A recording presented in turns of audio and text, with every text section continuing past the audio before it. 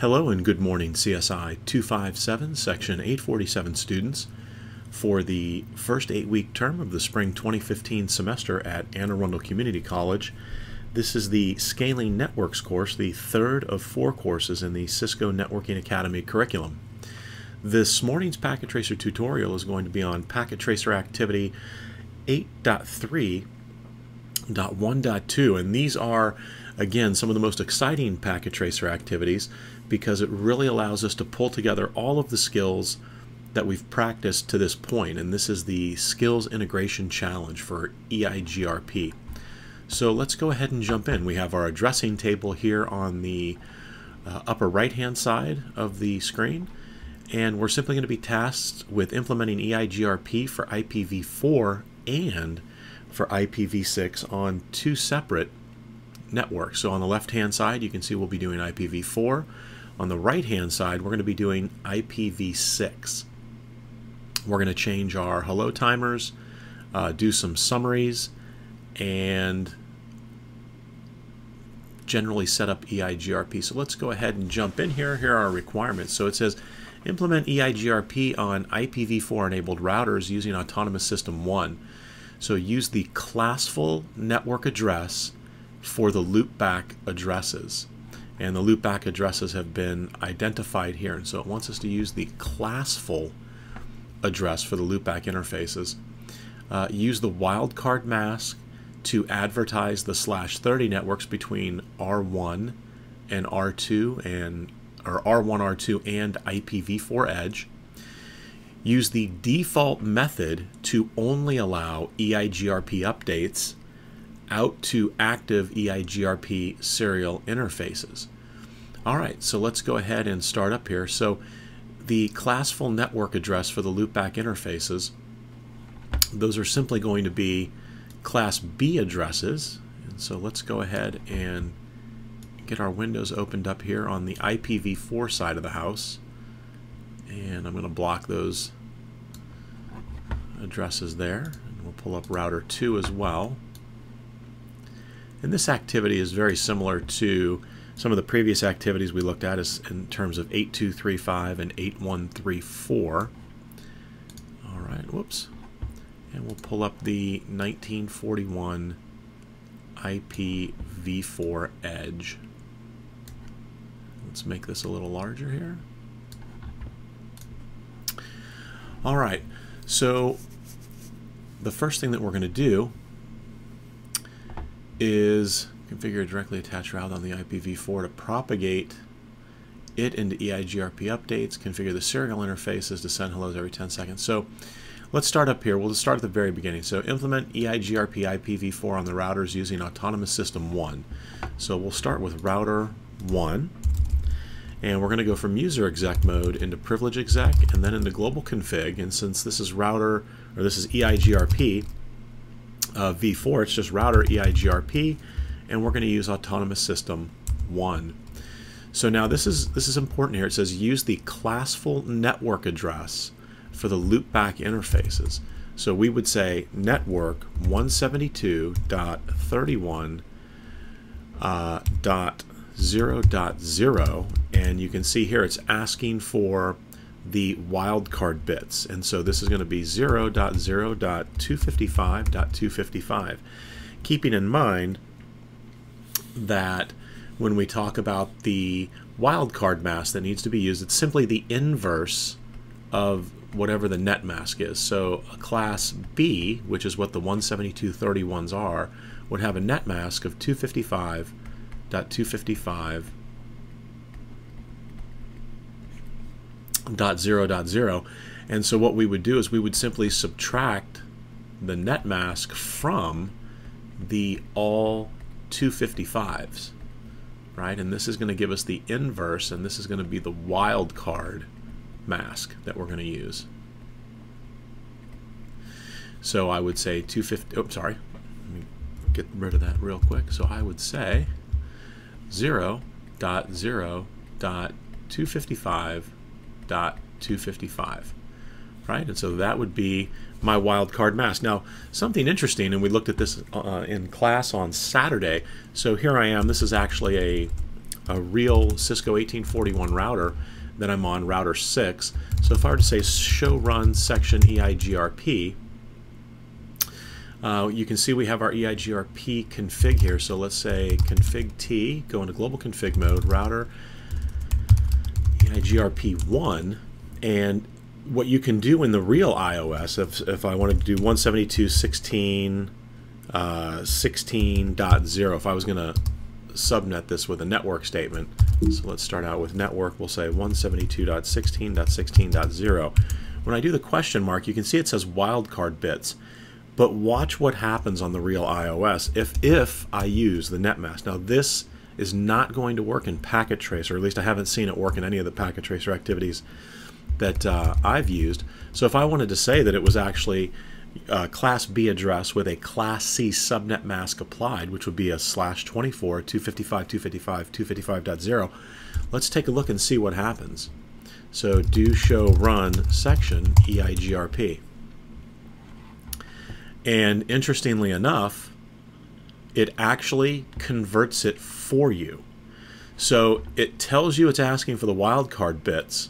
However, when I put the net mask in, it actually kicks back the wildcard mask and puts everything in the correct format, right? And that's just not with the 172. So if I were to say network 10.10.10. Let's say 4, right? And I'm going to do a /30.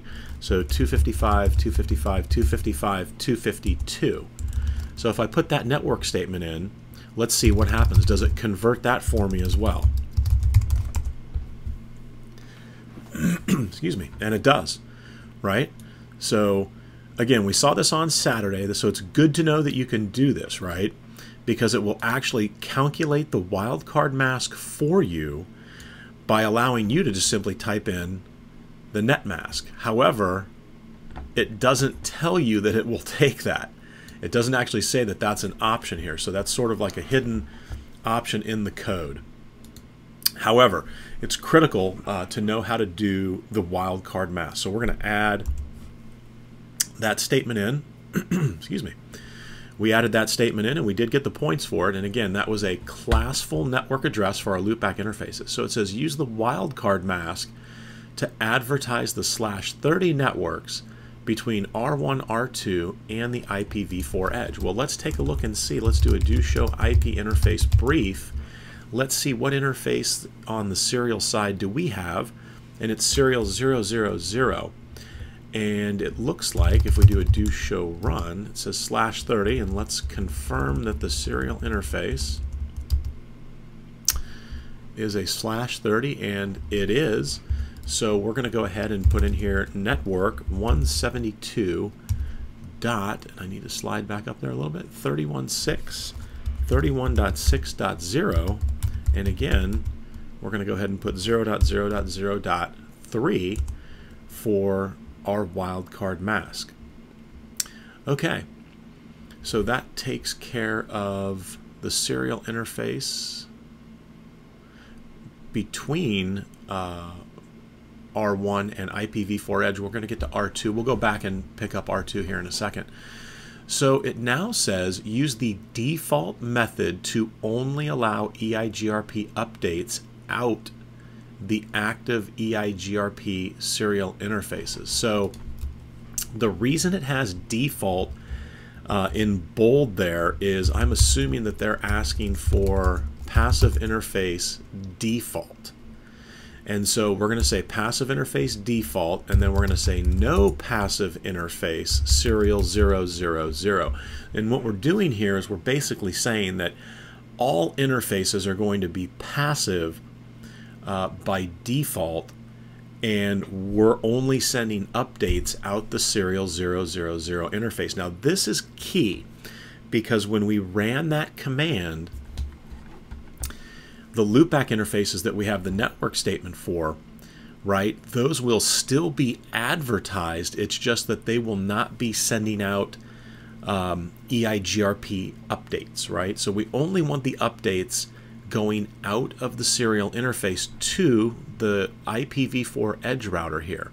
And that's what this series of commands will do. So just again, passive interface default, we set every interface on the router to passive for EIGRP. Then we say no passive interface serial 000, and this is so update messages and the adjacency can be established, keeping in mind that even though we've said passive interface default, that the network statements we've entered in, those networks will still be advertised into EIGRP. It's just that if we had additional interfaces, they would not be sending updates and hello packets out those interfaces trying to establish an adjacency. Okay, so we did our no passive interface serial 000, and then it says advertisements should not be summarized. And so we have not done any IP summary address statements, so they're not. All right, let me step back over to the next one here. Configure a directly attached default route. So let me go ahead and let's pull up R2 and let's bring R2 up to where we're at on R1. So we're going to go from user exec mode to privilege exec, and then we're going to go into global config mode. And the first thing we're going to do is take a quick look here. So these are class A addresses, right? And it says use the classful network address for the loopback interfaces. So let's go ahead and get our EIGRP process set up here. So router EIGRP1, and the classful network address would be 10.0.0.0, remembering that a /8 is the default mask for a class A address. And then we're going to say 0.0.0, whoops, sorry, 0.255.255.255, and that is the wildcard mask for a /8, or the default for a class A address. So let's put that in there, and we should see that we've got that set up now. Okay, so classful address there. Use the wildcard mask to advertise that /30, so do show IP interface brief. And we have a single serial interface, serial 001, and it says use the wildcard mask to advertise that. So we're going to say network, and this is 10.10.8.0, and our wildcard mask is going to be a /30. So that would be a 252 if it was in the subnet, the net mask. But for a wildcard mask, it's the inverse, so it's 0.0.0.3. And so we'll add that network statement in there for the 10.10.8.0. And the next step is going to be to use the default method to only allow. So we're going to say passive interface default, and then we're going to say no passive interface serial 001. And let me make sure I put that on the right interface. Show IP interface brief. Okay. Passive interface serial 001. And it looks like it just took some points away. Let me make sure that we've got 10.10.8. Let me double check this up here in the address table real quick. So yep, it's serial 001, 172.31.6, and that's correct. All right, so we'll continue to drive on here and see what, if anything, needs to be adjusted here. So we've gone ahead and done the passive interface setup. So advertisement should not be summarized. So, and I'm going to step back over to router 1. We haven't used the IP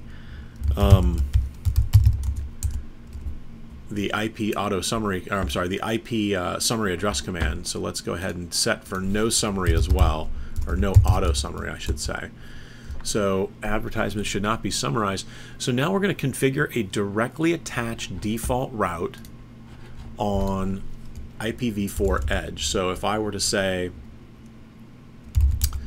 going from privilege exec, or from user exec to privilege exec, and say show IP route, so you can see I'm not learning anything here from any of the other routers because we haven't configured EIGRP yet. So let's go ahead and say router EIGRP1, and we're also going to say we have no loopback interfaces on the 1941 IPv4 Edge, so use the wildcard mask to advertise. So let's say do show IP interface brief. So we're going to have two network statements. It's going to be network 172.31.6.0, and this is a /30 for that network statement. As you can see, our adjacency just came up there. And I'm also going to say interface, or I'm sorry, we're going to say network 10.10.8.1 or 8.0, 0.0.0.3, because that's also a /30. So our adjacency should come up there. And it is asking us to say passive interface. We'll go ahead and set this passive interface default, but then I'm going to have to say no passive interface, and this is going to be serial 000 and 001.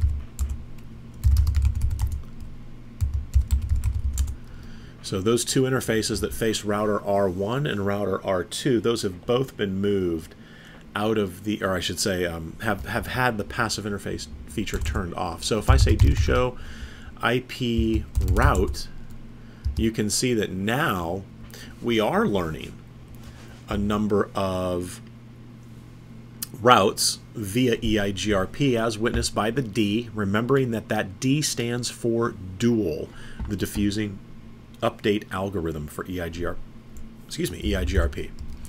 Okay, so advertisement should not be summarized, so we're going to say no auto summary. All right, so now we're to the point where we can configure a directly attached default route on IPv4 Edge and propagate it into EIGRP updates. So do show IP interface brief. Let's say which interface faces the service provider, the internet, and that's serial 010. So if I were to say, let's exit out here, IP route 0.0.0.0, we'll do the quad zeros here. And is it directly connected? Let me confirm here. Yeah, directly attached. So we're not, it's not fully qualified here. So we're going to say serial 0/1/0. And there is that message, that the warning message we get sometimes. This is a point-to-point interface, so we're okay. If it was not a point-to-point interface, there could be a hit on performance just simply because we would have to see an increase in our ARP traffic to figure out where we're going to be going out that multi-access interface. All right, so now we want to propagate this. So router EIGRP1, and we simply say redistribute static. And that is going to redistribute, excuse me, that's going to redistribute the static route over to R2 and R1. And so let's take a look. Do show IP route. As you can see, our gateway of last resort is now set. And so it's simply the next hop, and that is 10.10.8.1. That is IPv4 Edge. And here we go right here.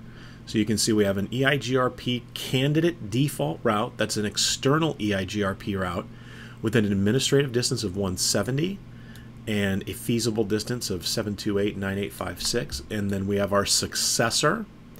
And our successor is simply the router that's going to be winning our traffic. That's where we're going to be sending our traffic to get to this route, and it's going to be out our local serial 001 interface. All right, so we've got our default set up there. Let's confirm that router 1 also sees it. Do show IP route. And he does. Here is the candidate external EIGRP route. And for router 1, it's going to be out serial interface 000. Okay, so we've configured the directly attached route. Now we're going to configure the serial interfaces between R1, R2, and IPv4 Edge to send hellos every 10 seconds. And so if I were to go to the interface here, serial, and I'm on router 1, serial 000, and say, I'm trying to recall here, I'm drawing a blank on the timers. Timers always cause me problems. So I thought it was IP EIGRP, it is not. Oh, hello, I'm sorry. Is it? Yeah, hello interval, sorry about that. IP hello interval EIGRP, and it's looking for the autonomous system number, so we're going to say autonomous system number 1, and now the number of seconds between the hello interval, and that's going to simply be 10. And that's what they're looking for. So we're going to set it on all three of these routers. So R1, we'll go jump over here to R2, and this is going to be on interface serial 001, and we're going to say IP hello interval EIGRP 110, and now we're going to do that twice here. So the first time, and let me take a look at our interfaces, it's going to be 000 and 001, so interface serial 000, and it's IP hello interval EIGRP autonomous system 1, 10 seconds, and interface serial 001, and we're going to issue that same command. Alright, so we've got our hello interval set. Now to see this, it's do show IP EIGRP interfaces detail, and let's see if that doesn't work here. Let me make sure we've got this right. So show IP EIGRP interfaces, and the autonomous system number. Okay, so it's interesting, they have us change the time. However, you'll notice we don't see here that it shows us the time. So let's take a look again at a real Cisco router so that you have an idea as to how you would check that. So if I were to say show IP EIGRP interfaces, you can see we've got quite a few options here. However, this is the option that you're looking for. It says show detailed peer information, and this is where it's going to show you the timers. And so here it is right here for each interface, right? Now remember, with OSPF, we would just simply type in show IP protocol, I believe, and that's where it would give us that information. However, with EIGRP, this is where you need to go to see what you've actually have your timer set to.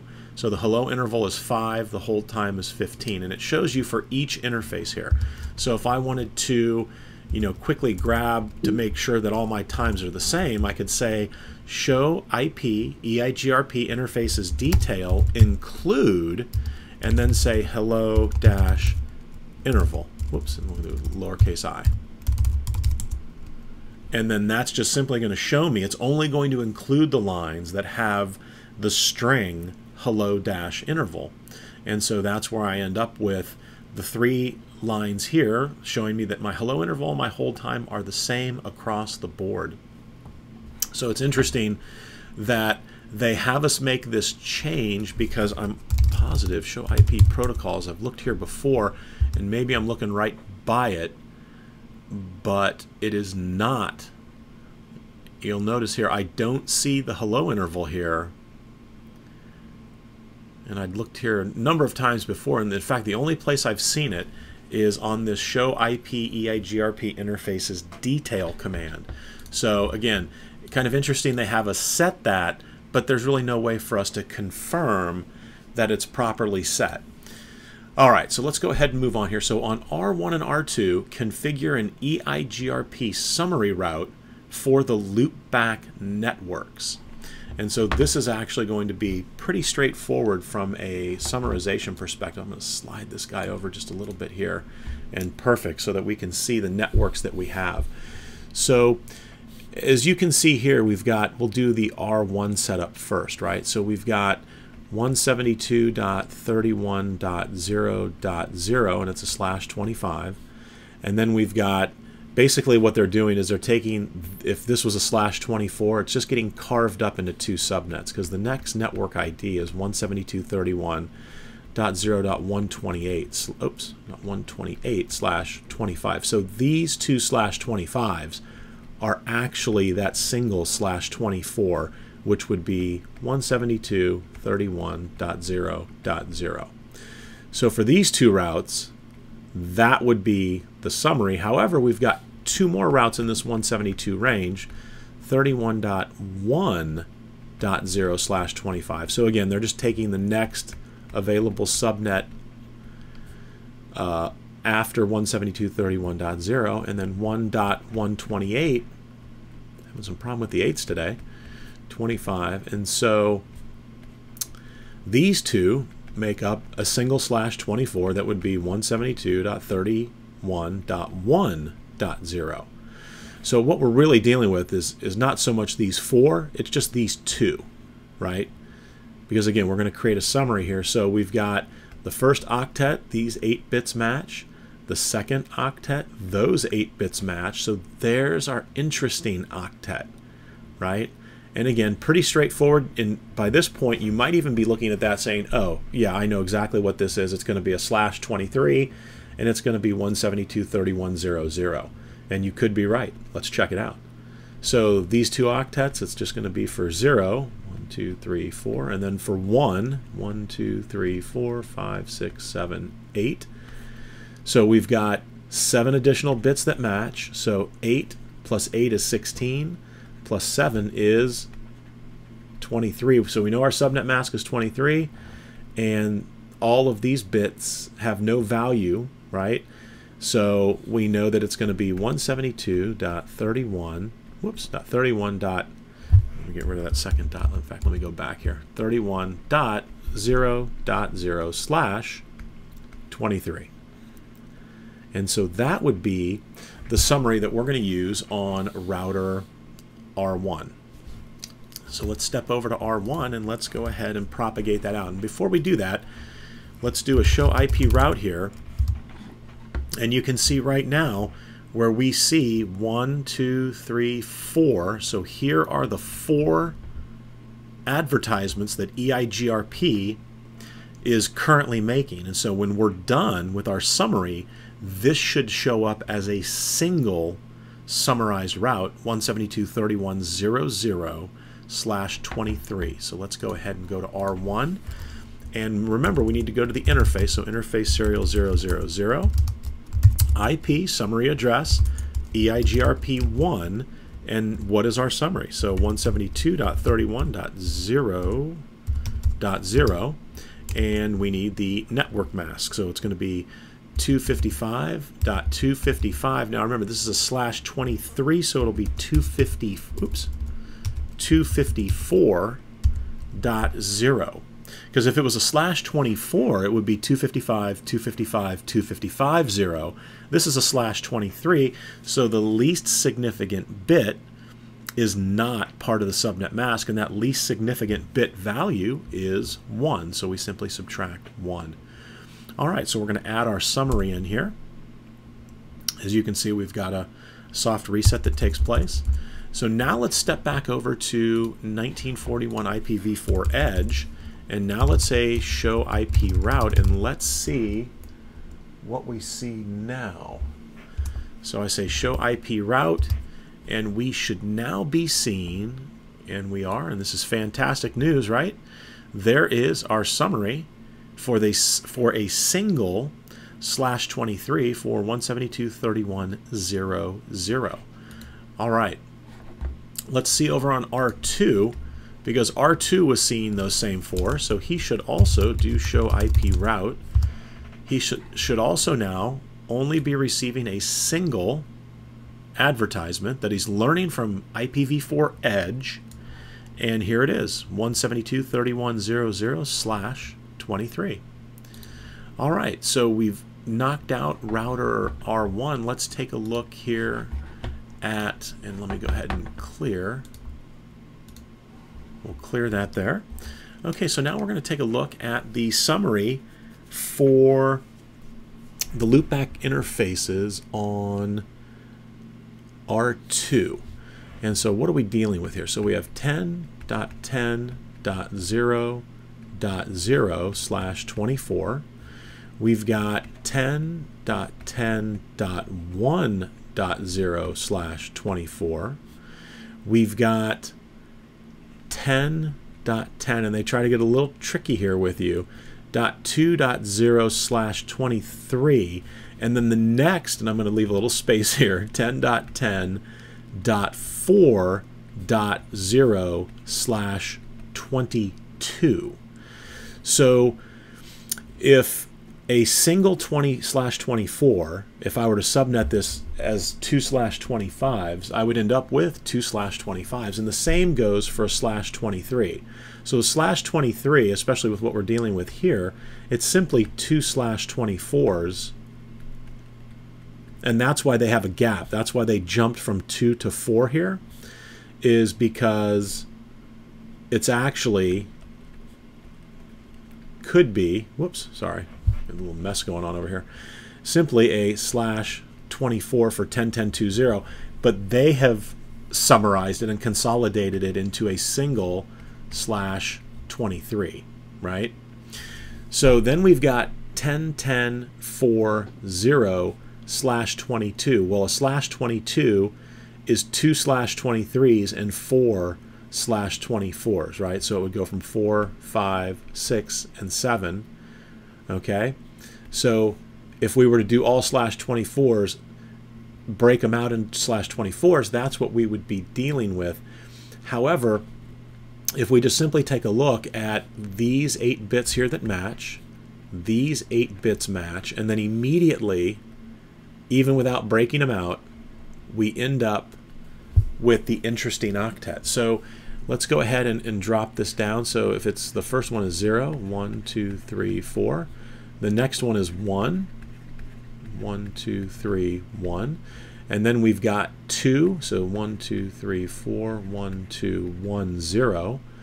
And I'm going to go ahead and leave 2 as the /23 that it was. So I'm not going to do 1 for 3 right now. And then we'll put 4 in here. So 0, 0, 0, 0, 0, 1, 0, 0. So if I were to draw this out, you can see that it's the last 3 bits. And this is key, right? Because remember, when you look at the bits that don't match, if you take 2 to the number of bits that don't match, that's going to tell you how many networks your summary is actually going to match. And it's no coincidence that when I wrote this out over here, we've got 1, 2, 3, if the 3 was here, 4, 5, 6, 7, 8. There we go, right? So 1, 2, 3, 4, 5 additional bits. So we've got 8 plus 8 plus 5. So 16 plus 5 is going to be a /21. What about our values? Well, you can see we've got no bits in the on position, so to speak, here. So no values are going to be included. So we're looking at 10.10.0.0/21. And that is going to be our summary that'll be inclusive of these 8 subnets right here. Okay, so let's go ahead and let's step over here to router R2 and let's get that dropped in on the, what I hope is the serial 010, or 001, sorry. So we're going to say IP summary address, EIGRP1, and it's going to be 10.10.0.0. Now we're dealing with the /21, right? So for a /21, we've got 1, 2, 3, 4, 5, 6, 7, 8 in the first octet. In the net mask, 1, 2, 3, 4, 5, 6, 7, 8.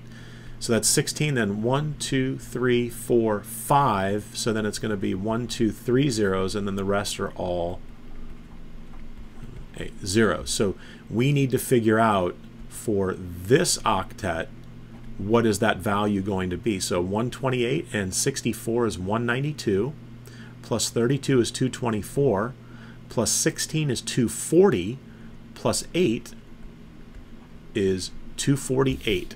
So our net mask here will be 255.255.248.0.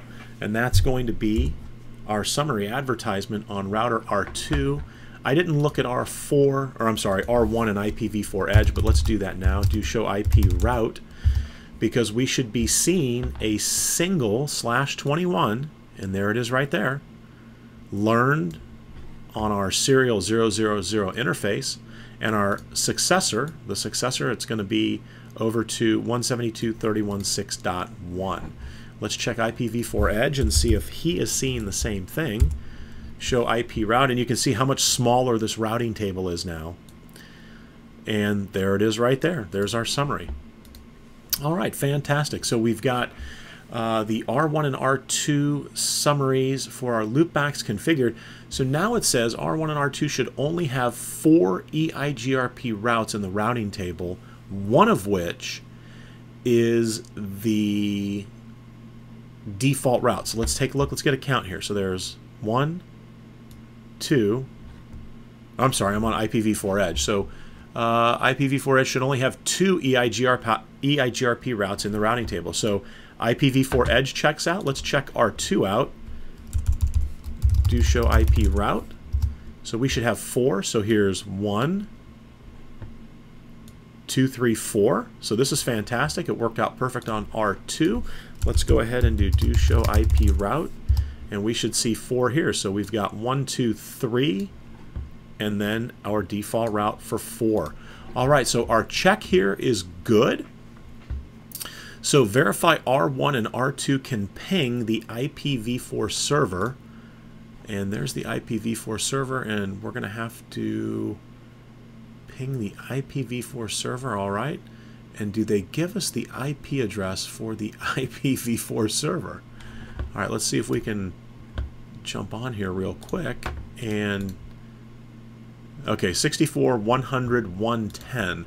And I don't see that here in the table to the right or in the output. So yeah, it looks like they're expecting you to go ahead and click on that server and just pull up the IP config, and that's that we often use the 64.100.1. So let me go ahead and from here we're going to say do ping 64.100.1.10, and chances are this is going to, yep, there we go, we missed our first ping because we had to ARP for the default gateway.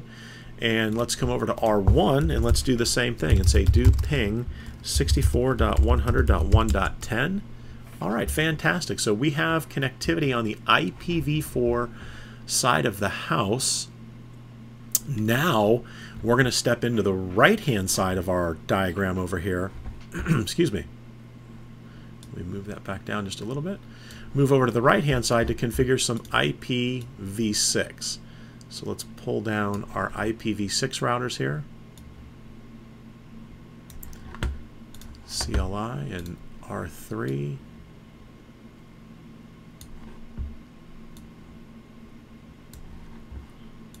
And finally R4.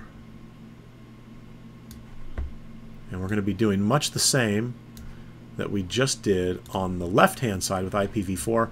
However, here we're going to be doing it with IPv6. So it says implement EIGRP on IPv6 enabled routers using Autonomous System 1. So let's go ahead and we'll start with router 3.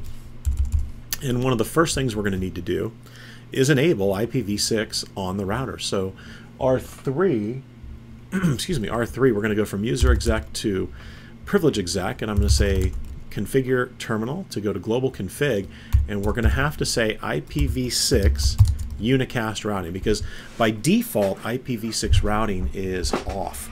So we want to make sure we turn it on, and now I can go ahead and say IPv6 router EIGRP, and our autonomous system number is just simply going to be 1. Now for router 3, we're going to put the EIGRP router ID is going to be set to all 3s. And we'll go ahead and stop there, and I'm going to jump over here to router R4 to keep up to pace here. So we're going to go from user exec to privilege exec into global config. And so just to show you, if I were to say IPv6 router EIGRP1, you see we get that error message telling us IPv6 routing is not enabled. So that's why we want to type in IPv6 unicast routing. Now I can go ahead and run that command and then say EIGRP router ID, and for router 4 it's simply going to be 4.4.4.4. And now let's step over to IPv6 Edge, and there's also one other little snafu here that we're going to have to deal with. So we'll go from user exec to privilege exec into global config. Let's enable IPv6 routing, right? And then we're going to say IPv6 router EIGRP1, and I'm going to go ahead and put in the EIGRP router ID. We're going to set that to the all ones. Now here's where we need to be very careful. So again, if I do a do show version, it shows that we're running 15.1.4 M4. And in the 15.x branch of code, EIGRP for IPv6 is not supposed to be in a default shutdown state. However, with PacketTracer, it is. And on real Cisco routers, I had demonstrated this the other day, where and I guess let's go ahead and fire up another process here. So if I were to say router EIGRP, I'm sorry, we'll do IPv6 is what we're looking at. So IPv6 router EIGRP, and I'll just say 99, right? And I'll say EIGRP router ID, and we'll just say 5555, right? So, and if I do a do show version, you can see that I'm running 12.4.24 code here, right? And so if I say do show run section EIGRP, you can see that the EIGRP process we just created here for EIGRP 99 is by default shut down, because this is the 12.x branch of code. And I've actually tested this on several 15.1, 15.2, and 15.3 code releases. So let's step over to a 15.x router here. So let's do a show version, and you can see I'm running 15.33xb12. And if I were to say, go to global config and then say IPv6 router EIGRP, and we'll do the same thing, 99, and then I'll just throw a bogus router ID in here, EIGRP router ID, and we'll just say 6.6.6.6. If I say do show run section EIGRP, you can see that it is not shut down by default. So in 15 code, it should not be shut down by default. In the 12.x branch, you're going to see it shut down by default. However, it's always a good thing to check. And so PacketTracer kind of has us chasing our tail here a little bit, because after telling us that it's not in a shutdown state by default in the 15.x branch of code, here it is PacketTracer 15.1, and it's shut down. So we'll bring that up here in a second. But again, just wanted to demonstrate on the actual real Cisco routers with real Cisco IOS that with the 12.x branch, you will see it shut down. With the 15.x branch, you will not.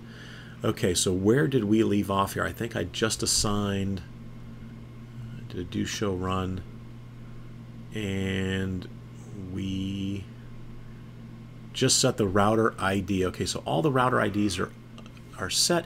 So configure a directly attached default route, and I'm wondering, it's not asking us to go to the serial interfaces here. So here's what I'm going to do first. So let's go ahead and knock this out right now. So I'm going to say no shutdown, right? So now if I say do show run, and unfortunately with PacketTracer I can't pipe it to the section, so we've actually got to wade through all the interfaces to get down to the IPv6, and so it's no shutdown there. So I'm going to go ahead and go to interface serial 000, where I'm going to say IPv6 EIGRP and then my autonomous system number, and this starts the EIGRP process on that serial interface for me. So let's come over here to router 4, and we're going to go ahead and say no shutdown, right? And then do show IP interface. It should be serial 001. Do show IPv6 interface brief. All right, should be serial 001, and it is. And that's, I'm checking to see which interface on R4 is connected to IPv6 edge. And it's usually the same on the IPv4 side as it is on the IPv6 side, but I just wanted to confirm that. So serial 001, and we're going to say IPv6 EIGRP 1. So now EIGRP is running on the serial interfaces, and the process is not shut down on router 3 and router 4. Let's come over to the edge, the IPv6 edge, where we're going to say the same thing. I'm going to say no shutdown and do show IPv6 interface brief. So we've got serial 001 and wait a second, 000 and 001. So interface serial 000, and we're going to say IPv6 EIGRP 1, and we should have an adjacency pop up there, and we do. And then we're also going to say interface serial 001 IPv6 EIGRP 1, and then that brings that interface up as well. So if I were to say do show IPv6 excuse me, IPv6 route, you can see we are not learning, we don't have any EIGRP learned routes yet, and that's because we still have a little more to do here. So configure a directly attached default route on the edge router. So we're on the edge router, and let's go ahead and do that now. So do show IPv6 interface brief, and the interface that we have that's outward facing is going to be serial 010. So if I were to say interface, oh actually before we do that, let's go ahead and set that IPv6 default route statement. So we're basically going to say IPv6 route, and this is going to propagate that default route out for us, and it's going to simply be for IPv6 we do : /0, which I prefer much more than the quad zeros of IPv4 of having to type that out multiple times. So now this says configure a directly attached, not a fully qualified, right? So directly attached is going to be out serial 010. All right, so that is the default route that we're going to use. Now we need to propagate this into EIGRP. So let's go back into IPv6 router EIGRP 1, where I'm going to say redistribute static. And that should propagate to router R3 and R4. Let's take a look. Do show IP route. Do show IPv6 route. And yep, there we go. At the very, very top, we're picking it up, and there is our default route out. Let me check over on R3. Are we picking up this default route? Do show IPv6 route. And we certainly are, and via the successor. And that is, and this is, just looking at this here, this is one great reason to hard code your link local addresses, to be a little more descriptive than this. And you can see it's also using the EUI64 in order to calculate what the link local address is going to be, since we did not hard code it. All right, so we've got the directly attached default set up. So on R3 and R4, configure an EIGRP summary route for these loopback networks that are shown here, right? So here are our loopback interfaces. So we're going to create a summary route. Let me make sure that I did not look by something here. Okay, assign IPv6 edge. Configure directly attached default. All right.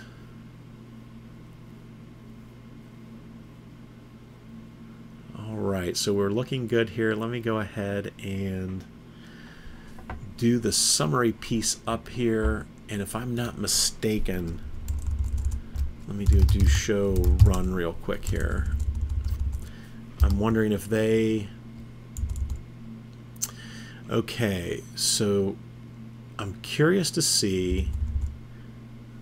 Yeah, they don't have us redistributing those or running the EIGRP command on the loopback interfaces, and I'm wondering if they're expecting us to do that. So we'll find out here in a second.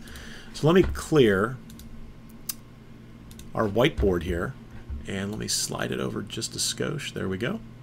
All right, so what we're going to do now is we're going to go ahead and take a look at the IPv6 addresses, which again are hextets, right? Because there's 16 bits per hextet, and the hextets are delineated by the colon. So 2000, whoops.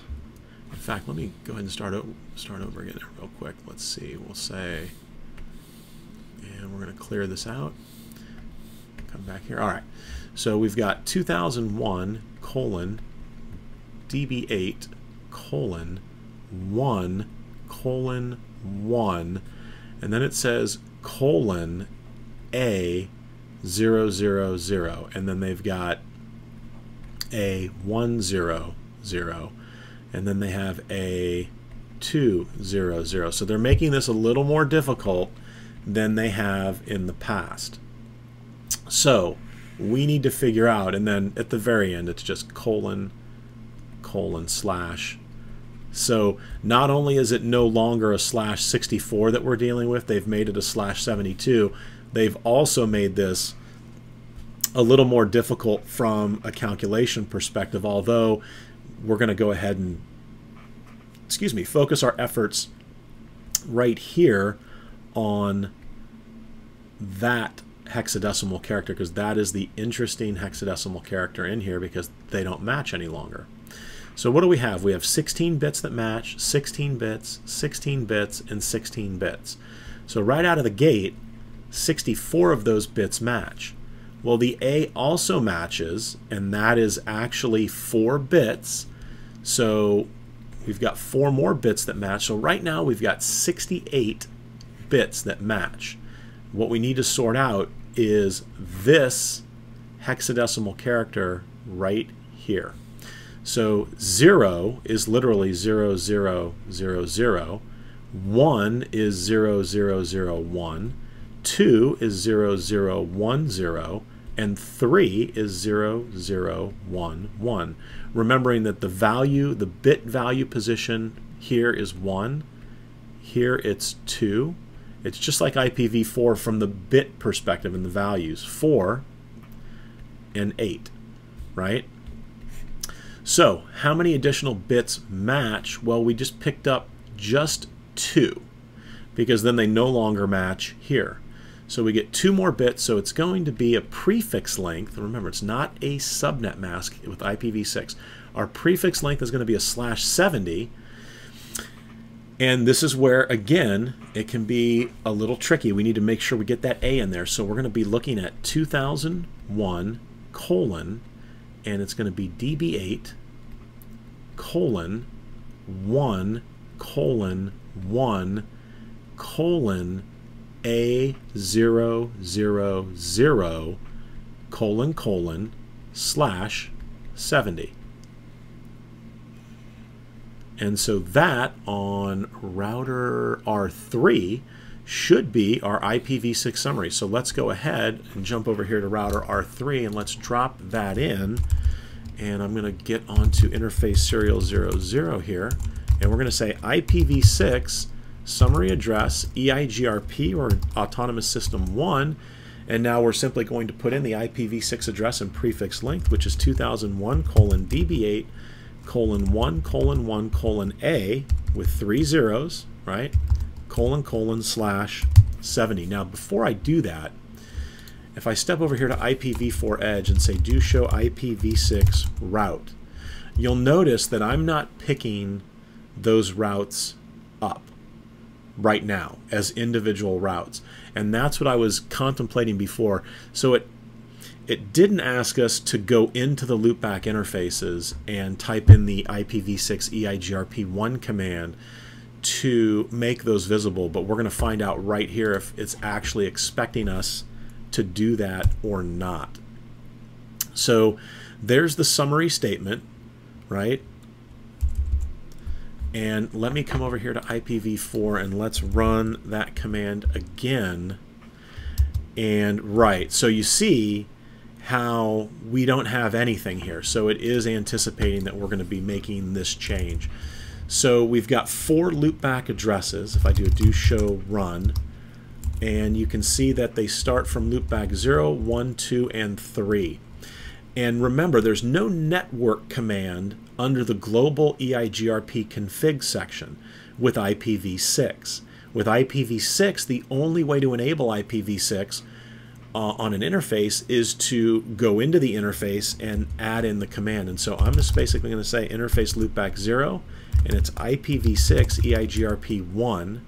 And so now that is going to advertise that route for me. And so then same thing, interface loopback 1, IPv6 EIGRP1, interface loopback 2, IPv6 EIGRP1, and interface loopback 3,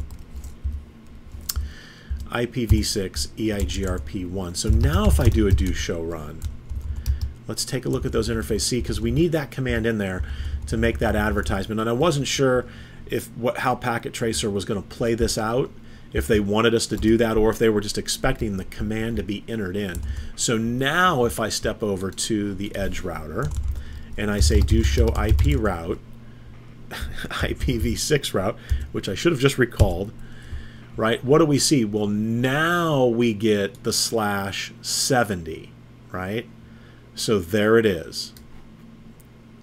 Okay, so there's that /70. So now we are picking up our default route. All right, so now let's go to R4. We're going to do the same thing over here on R4 for the IPv6 summary. So let's clear our whiteboard here. Let me clear that out. And as you can see, the IPv4 information is all right in here.